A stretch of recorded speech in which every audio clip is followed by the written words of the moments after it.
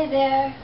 So today we're going to be breaking down your standing forward bend, which in the Vinyasa tradition I like to think of the forward bend, especially the standing forward bend, as kind of the hub of the wheel. So you've got all these spokes coming out, which are back bends and laterals and extensions, but this forward bend is always that posture, either on the knees or standing on the back, that neutralizes out your spine. So it's always a safe bet, and of course there's always exceptions to the rule, but in practicing at home it's always a safe bet to begin with a forward bend, a back bend, possibly a twist, a lateral, finish with a forward bend. Each time you do your spine goes a different direction. Neutralize it out with that forward bend. Lots of different sequencing rules, obviously, but that one seems to be one that really stands true to me, and each time I practice, I can always feel that kind of neutralizing out of the spine as I go in and out of those forward bends.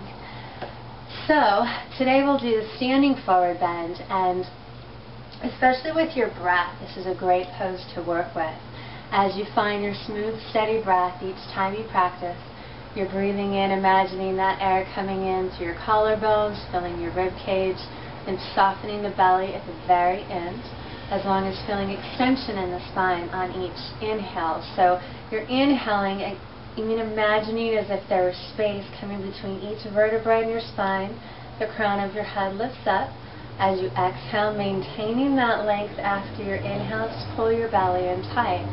So once you've established that smooth, steady breath, it begins to make more sense as you intertwine and link your movement to your breath in this pose. So considering that you've warmed up and you've got your smooth, steady breath established, your forward bend, just leave the arms out to begin with. As you inhale, you're filling your collarbones, your rib cage, softening your belly, becoming long and tall.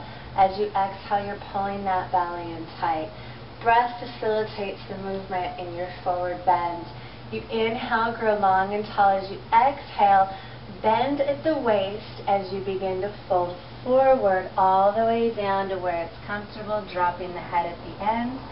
Inhaling as if your collarbones are being lifted. Remember, the air is coming into your collarbones as if you could direct it there. Inhale, lift with the collarbones, come up with a flat back all the way back to neutral. Okay, the reason that I don't want you to bend from the hips, if you think of it this way, if you're bending from the hips, all of this weight is going into the hip area. All of this weight, all of this force, pressure, is going into the hip area. If you already have tight hips, loose hips even, it can cause some instability in time. So if you inhale, fill length, exhale, bend at the waist, which may feel a little odd at first. Bend at the waist, pull that belly in. You're bending, putting all of this weight right in here, right in the low back, sacral area, and using those upper back muscles really to come up with that flat back. So in practicing, it'll take some practice, no worries.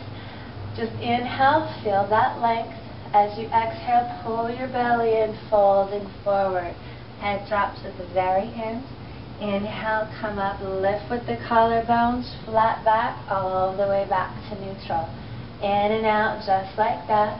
Exhaling forward. Inhaling, lifting with the collarbones all the way back up.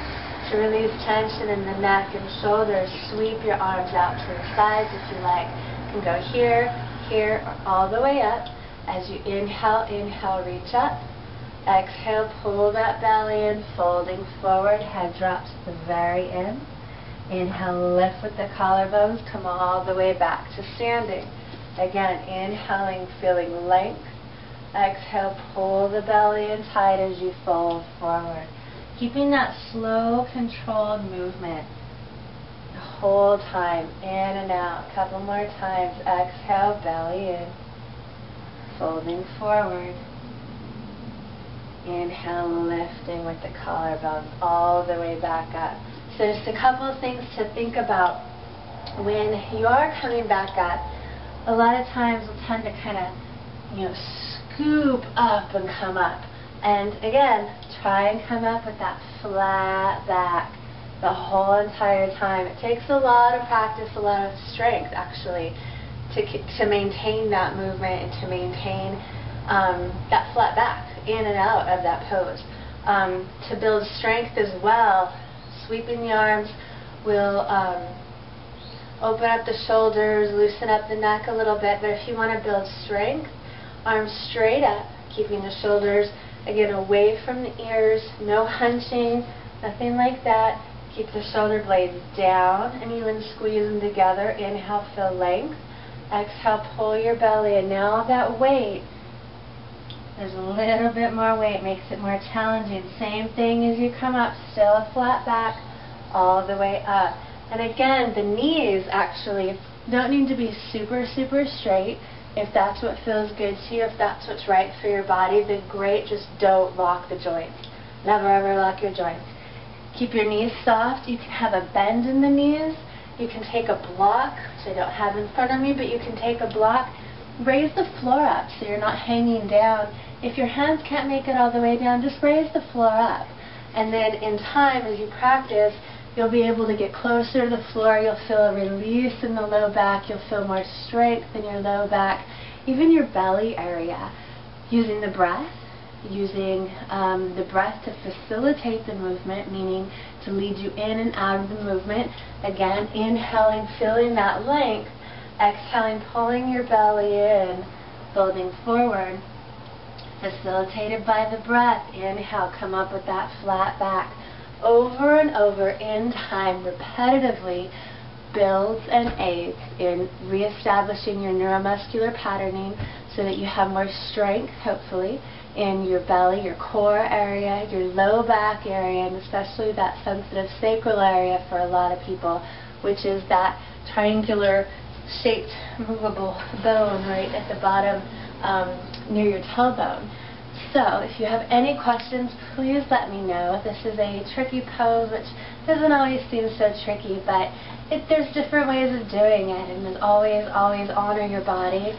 If you have any questions, please let me know, and have an awesome day. Namaste.